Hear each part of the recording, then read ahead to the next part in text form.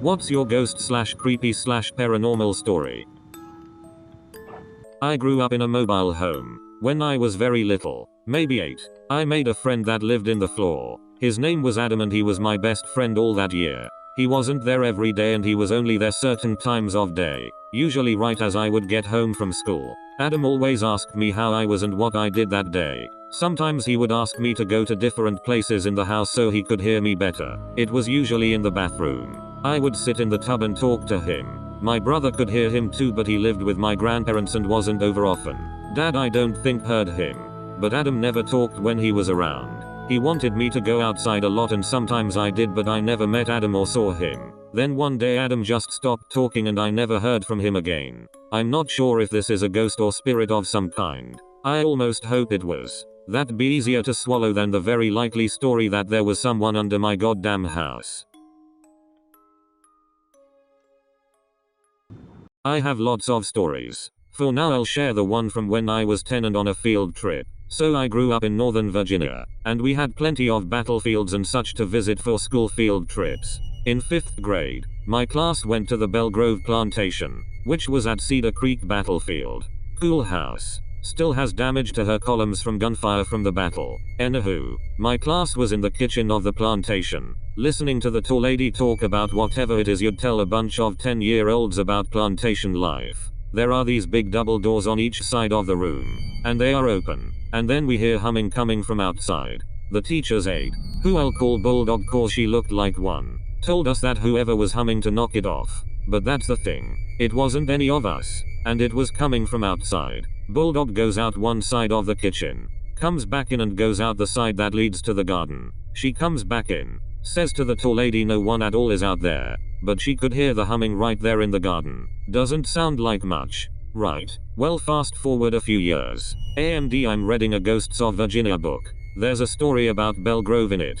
Apparently the lady of the house was found in the smokehouse one day, badly beaten, half in the embers, with clear fist imprints on her face. She dies just a few days later. A slave girl was accused of the beating and murder and was hanged for it. And the lady of the house liked to walk in the garden, and was always humming. And various people over the years was witness, I guess you could say, to the ethereal humming that would take place in the garden. That just thoroughly freaked me out when I realized I got to witness it too. A girl I knew for a few years and was very good friends with passed away in a car accident. A few days later I have a dream that she's standing in the center of the road and I'm barreling towards her. I run into her but then she appears in the seat beside me. She forces my head toward her abdomen. Where her stomach would be there's a large mouth. The teeth are made of broken glass and sharp metal. She keeps saying, shh, shh. I wake up from the dream and I'm still hearing, shh. I look at the foot of my bed and she's standing in my room. She walks through my door and into the hallway. I follow her. She walks down the hallway and vanishes through the front door of the house. I didn't realize at the time but my dad was on the couch. He asked me if I was okay and asked if the flickering lights are what woke me up. He didn't see her and I never noticed the lights flickering. My parents have both passed away. Their wishes were to be cremated, the ashes put in a nice box and be set on our wine rack. This wine rack has 3 shelves, and I was instructed to keep one shelf between the boxes. Well, my dad passed in 2011 and my mother in 2015. It took me a few weeks to find a box for my mom. In that time I kept her ashes in the same room but a few feet away from the wine rack. Apparently someone wasn't happy about this. Outside we had a doorbell. Every single night at 3 AM it would begin ringing and wake me up. I took the button portion inside so nobody could push it. Still would ring at 3 AM. Took the batteries out. Still rang at the same time. Broke the whole thing apart. Still rang. Our phone began to call itself and displayed my mom's name on the caller ID even though the bill was in my name. My dad's guitars hung on the wall next to this wine rack. The strings started breaking, one every few days. All of this stopped as soon as I got my mom a box and put her in the correct spot. None of it has happened since. I have zero intention of moving these boxes and if I ever move to a new house they will be transported together, with something acting as a divider between the two of them. I am the youngest of 2 older brothers. My middle brother had passed away in 2005 and one of my cousins had given birth to a boy a few years later, so he's never seen or heard of my brother before. Fast forward a few years more when the boy is old enough to talk. I think like 5. I guess my aunt was telling my mom that her son has an imaginary friend that he's been talking about named Michael. Now both my aunt and mom played it off as a kids will be kids sort of thing. That was until my aunt began explaining this imaginary friend and how it had some coincidental things that directly related to my brother. First, this Michael would wake up the boy at night wanting to play basketball. Kid didn't mind cause he liked basketball too, but it was in the middle of the night. Secondly, Michael tells him he has an owie and points to his throat. I'll get back to this later. Then the trippy part comes when my mom went to visit my aunt. She was sitting at the couch watching TV while my cousin and her son walked in. Her son was hesitant at first and then walked back to his room. My cousin went to my mom and told her. He was being shy cause he told me that is Michael's mom. I was then told if you show him a photo of my brother he points to it and says, "That's Michael." Even when I went to their house the boy did the same thing, and this time the cousin said. He whispered to me saying that's Michael's brother. Here's the kicker. My brother's name is Travis Michael, last name redacted. He liked to play basketball in high school and he died from a freak accident at the San Luis Obispo sand dunes while riding an ATV. It shattered his Adam's apple and he basically suffocated. Copy and pasted since it's kinda long, but I've got a few stories. Here's one of them. This happened about 8 or so years ago around Thanksgiving at my grandma's house. Everyone was asleep except for me. The only people in the house were my grandparents, my mom, brother and I. No one else. This is key. I was on the computer because I couldn't sleep. I turned on a small TV to watch Adult Swim while I browsed the internet. At around 4:30, I started getting a chill up my spine. And I heard some children laugh. Distinctly the voices of a little girl and boy. I know I am all by myself as far as being awake. So I turned to look at the TV and it was in the middle of an Inuyasha fight sequence, so there's no way the laughter was coming from that. I checked the computer sound settings and I had every possible output muted. So it wasn't that either. I sat there confused for a few moments while the giggles of the 2 children were playing in the background. I figured maybe the radio in the kitchen was on. It was digital, so maybe it just came on for some reason or it had a timer. I got up, and I kid you not, as I was walking to the door, with each step, the laughter grew louder, from giggling to guffaws to hard laughter. Once the guffaws started, I started to hear a baby cry as well. What's going through my mind now is what the fuck kind of radio show is this, and I just took 3 steps. Nowhere near the door. I took a few more steps and the laughter turned hysterical, if not maniacal. The baby's cries turned to screams and wails, as if it were in pain. I was trembling and terrified with each step I took to the doorway, but my mind was on autopilot. I needed to get out of there and across the hall to my mom, who surely would help me and notice the weird sounds too. The last couple of steps increased the laughter and crying to an almost deafening decibel. It was like I was at a concert and the speakers were directly in my ears. Blasting noise. It was painful and scared the s out of me. I took all the courage I had, and as soon as I reached the doorway I was going to sprint. I started to run, but then something shoved me. I felt these hands at my chest push me back into the room with enough force to throw me off balance. The crying and laughter stopped as soon as I was back in the room. This all happened within 20-30 seconds. But it felt like 10 minutes. I was so scared I cried and slept in the tiny armchair before my grandma came in the room and made me sleep in her bed downstairs.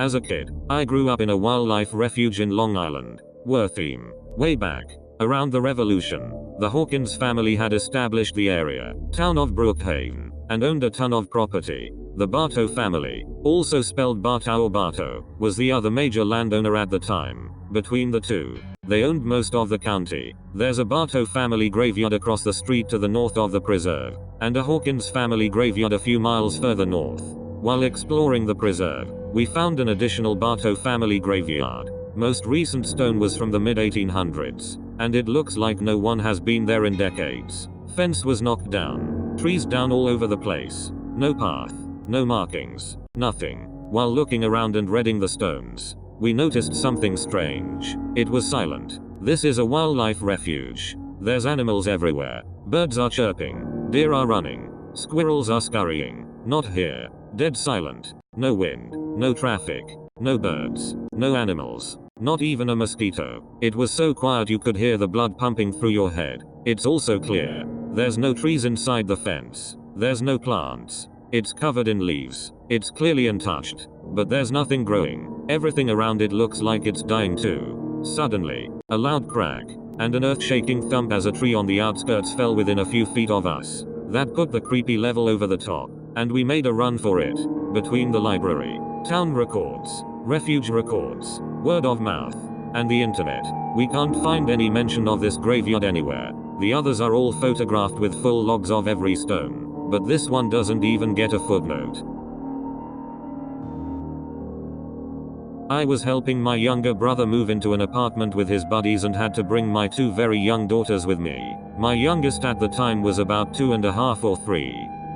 And Phyllis. She went to different rooms with my brother, exploring and having a jolly old time, until she got to the kitchen. Upon entering, my daughter froze. Her eyes were huge and fearful, and within 10 seconds she was screaming bloody murder and running for me as fast as she could, mumbling about the lady, in the kitchen. Brother and I tried laughing it off, redirecting her and taking her mind off it, but my normally calm kid was hysterical and we had to leave. She told me in bed that night the lady had red eyes and was scary. If you knew my daughter you'd understand how unlike her all this was. She was 100% convinced that she saw a lady just standing in the kitchen, and still to this day, 7 years later, she swears she did. I don't believe in ghosts or what have you, but her reaction made us question that.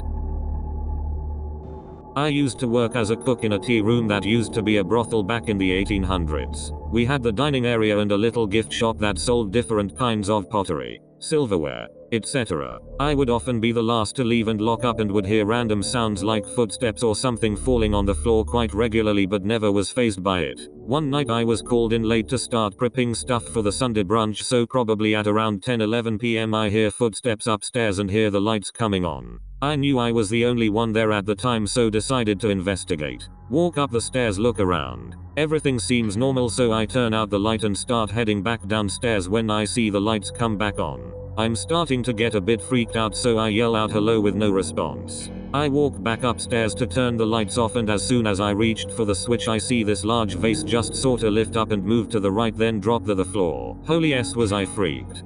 Called my boss and she casually brushes it off like meh, that's regular here.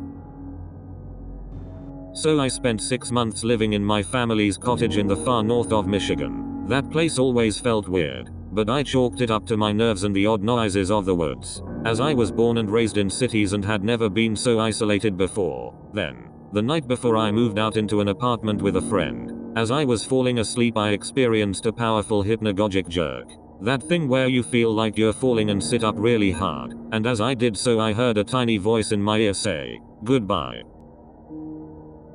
There is a place called Meadowbrook Manor in Rochester Hills, my hometown. It's on the campus of Oakland University. It was owned by the Dodge family and quite a few people have died there, including Young. My buddy worked there for years and my wife hosts events there. I even proposed to her on the property. The house is both beautiful with stuff like secret staircases through bookshelves, but it's also very creepy. There are a few known ghosts, including Caramel Apple Girl. The story is she is a young, quiet ghost that lives in the house and holds a caramel apple with peanuts. Numerous people have claimed to see her, including my best friend, who is a no bullshit guy who would never tell anyone. He was cleaning up at the end of an event there and he saw a girl on the staircase eating a caramel apple. He asked her, "Are you okay?" and she said she was lost. My buddy said, "Hold on. We'll find your parents, so come on down." He turned to grab a phone for a moment and turned around and she wasn't there. He checked the stairs and the peanuts were there. He and a few others roamed the house looking for the girl. He called me and I drove over real quick because I thought this was awesome. After another 30 minutes of searching we finally called the police and the employees locked the place up. When we were on the side of the house chatting with the university's police officers, a light turned on in one of the bedrooms and we immediately freaked out because that house had been searched for hours. My buddy looks at the 2 cops and they look at us and we're all figuring out who's going to do what. The cop starts walking over, stops, looks at us and says fuck that because he had heard the stories. He called in a bunch of backup before searching and apparently there were no peanuts on the stairs when they went in. So, my dad was a pilot his entire life, and ended up dying in a plane crash. Not his fault. Actually, I never learned what the cause was. The plane, single engine, went down shortly after takeoff. Ironically enough, his father had also died in a plane crash when my dad was in his late 20s. A few years ago, to memorialize my dad, I overlaid the words from the poem High Flight onto a photo of his plane. Since I had also read the poem at his funeral, the following paragraph regarding the picture, was written by one of his close friends. I had a wooden plaque on the wall of my hangar office with this poem on it. On several different occasions I found your dad standing there in silence reading my plaque. Each time he would comment about how he loved that poem. My wooden plaque had hung on that wall without being moved for 7 years. I had stopped by the office and was checking my email. The silence in the office was broken by the plaque falling off the wall, hitting the floor and splitting perfectly into 2 pieces. This was approx 1 hour before I received the phone call about the crash. When I heard you recite this poem at your dad's funeral, I got chills. I am forever certain that your dad visited me that day and wanted me to know he was there. The plaque remains today in 2 pieces displayed on the mantle over my fireplace.